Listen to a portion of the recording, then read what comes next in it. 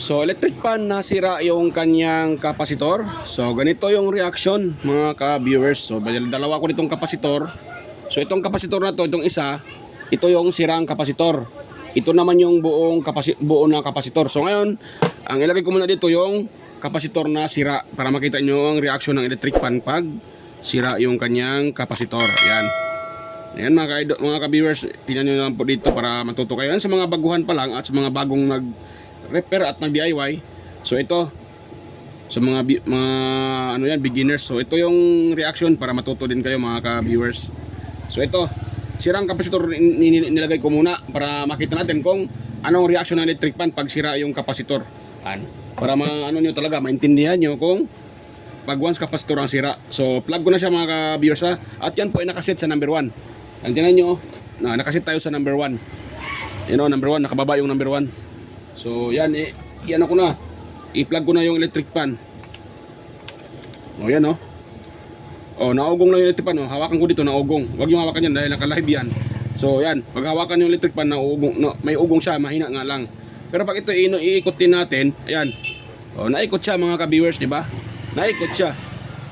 Yan, umiikot naman siya, pero mahina at napipigilan. Yan yung yan yung reaction pag sira yung kapasitor ng ating electric fan. Yan, di ba? O, pag pinipigilan nyo, yan, napipigilan. Minsan naman, yung electric fan na ugong, hindi din dahilan na ay kapasitor. Minsan naman ito, pag ito ay mahirap ikutin, so hirap siyang makaikot dahil nag-stack up, ayun, uugong din yung electric fan. Kaya pakakalain nyo ay kapasitor ang problema. May kaibahan mga ka-idol, mga ka-viewers, dahil pag kapasitor ang problema at naugong, ito pag iniikot sa kamay, malambot ikutin at igagano natin, wala siyang kalog. So sa madaling salita, free wheel siya. Pero pag pinapag natin sa 220, naghahaming lang o umuugong. Pero pag ginanang gano'n natin sa kamay, tinutulungan sa kamay, naikot yung electric fan pero mahina tulad nito. Plug ko siya. Yan o. O, pag iikutin natin sa kamay, naikot naman siya. Pero yun nga, mahina. O, hindi din yan titigil. Dahil nga, naano natin siya sa kamay at tulungan. So tuloy-tuloy naman yung ikot niya. Ang tendency niyan, iinit yung motor hanggang mag-overheat. Dahil nga, hirap makaikot. Yan. Dahil sira yung kapasitor. Ganon yung reaction or problema mga ka-viewers pag sira yung kapasitor ng electric fan. Uugong, minsan iikot, mahina. Yan. O, ganun siya. So hugutin ko. Ipakita ko sa inyo ang kapasitor na itong buong kapasitor. Ito ay sa kanya to mga ka-viewers. Sa kanya talaga diyan. Tinanggal ko lang para maipakita ko sa inyo kung ang comparison or kaibahan. So dito tayo sa buong kapasitor. Ito ay 1.4 running 1.5. So buo pa ito. Dahil may nakalagay naman dito na yan o, kita, yan o, plus and minus 5%. Yan, mababa siya ng 5%, buo pa rin siya, pasok pa rin siya mga ka-viewers. So ito, buo itong na kapasitor. Yan. So iti-twist lang natin.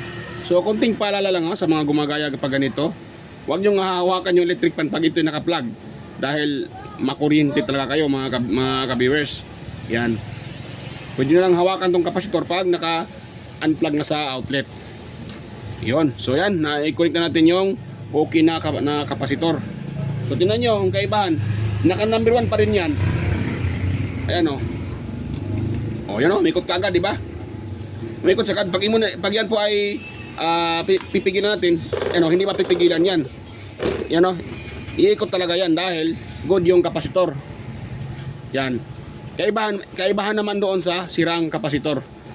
Yan, mahina at hirap makaikot pag sira ang kapasitor. Yan o, malakas siya umiikot dahil buo pa yung kapasitor. Ganun mga ka-viewers pag yung electric fan nyo ay umuugong lang. So una nyo i-check talaga ay yung kanyang LEC. Pag yan po ay malambot ikutin, ibig sabihin may tendency na kapasitor ang sira. Pero minsan naman malambot siya ikutin yung LEC, umuugong. Minsan naman ang problema ay pinakamotor. Baka naman putol yung wire doon sa ilalim, yung pinaka yung pinaka windings niyan, meron kasi yung windings na maliliit, parang hibla lang ng buhok. So pag yan po ay putol, so ugong lang din ang electric pan, lalong-lalo na pag yung wire na naputol, doon connection sa papuntang kapasitor. So ugong talaga yan dahil yun nga, hindi na nakatawid yung kuryente dahil putol siya. So ugong din siya mga ka-viewers. Yan. Pag sira yung windings. Yun, kasi kaya kailangan talaga may tester para matest nyo yung electric pan kung saan talaga yung pinaka main problem. So itong mga ganitong pagtitest, ano to, pang madalian, kung sakaling wala kayong tester at yung electric pan nyo ay umugong lang, so yun yung gagawin nyo mga ka-viewers. Puputulin nyo yung kapasitor at ititest nyo, lagyan nyo ng lagyan nyo ng bagong kapasitor, yung okay na kapasitor. Pag umikot yung kapasitor na bago, ibig sabihin yun lang talaga ang problema, yung kapasitor. Pero pag hindi na siya naikot mga ka-viewers, kung sakaling naglagay kayo ng bagong kapasitor at ganun pa rin siya, hindi na umuugong pa rin, so may tendency dyan na motor ang problema. Pero take note lang nga, dapat ito ay malambot ikutin ha. Yan, dapat ito ay pre-wheel or malambot siyang ikutin. Yan. So pag malambot itong ikutin, tapos naglagay na kayo ng bagong kapasitor, ganun pa rin yung ganun pa rin yung senaryo, hindi pa rin siya umiikot. So ibig sabihin, baka ang problema niyan ay yung pinaka windings niya.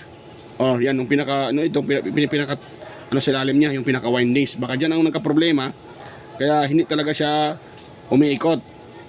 Yan. Pero pag buo naman tong kanyang motor, pag once pinalitan nyo ng bagong kapasitor, yan po ay gagana ng mga ka-idol. Ayun, kaibahan din naman sa mga, ang problema, walang power, walang ugong, wala talaga siyang ugong kahit konti. So ang dyan, baka naman ay may problema na rin yung kanyang thermal fuse, nagka-cut off. So pag ganon, talaga yung electric, totally dead talaga yung electric pan. Hindi na, totally talaga siya, talaga sira. So hindi nyo madidetect na may umuugong dahil nga wala siyang power kahit naka-plug. Yan, so tendency doon, sira yung fuse. Pero pag sira yung fuse, wag din muna kayong basta-basta magpalit ng fuse, or i-bypass nyo man yan, or magpalit man kayo ng fuse. Yan. So ang una nyo talagang gawin ay mag-check up talaga, or i-test nyo siya kung buo pa ba yung electric pan na yan. Yan. Para ma-sure nyo mga ka-viewers. Yan. So yun lang talaga. Dahil magkaiba kasi yung may power, hindi ito gumagalaw. Pakakalain nyo na kapasitor lang. So hindi po yan. Pag hinawakan nyo, walang vibration, so may tendency ang sira ay thermal fuse o itong kanyang, tawag nito, itong kanyang power cord. Yan.